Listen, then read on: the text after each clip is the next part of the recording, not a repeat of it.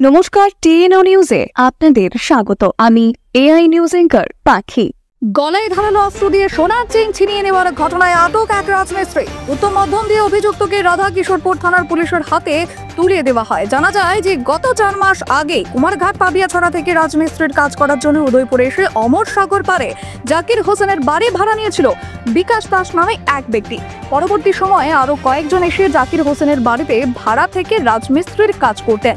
গত রবিবার বিকাশ দাস হঠাৎ জাকির হোসেনের ঘরে প্রবেশ করে জাকির হোসেনের স্ত্রীর গলায় ছুরি ধরে গলার চেইন নিয়ে যাবার চেষ্টা করেন।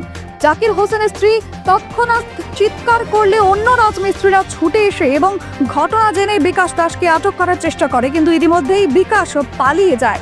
তাই গত মঙ্গলবার সকালে বিকাশ আবার কাজের জন্য উদয়পুরে যখন আসে তখন তাকে আটক করে এলাকাবাসী।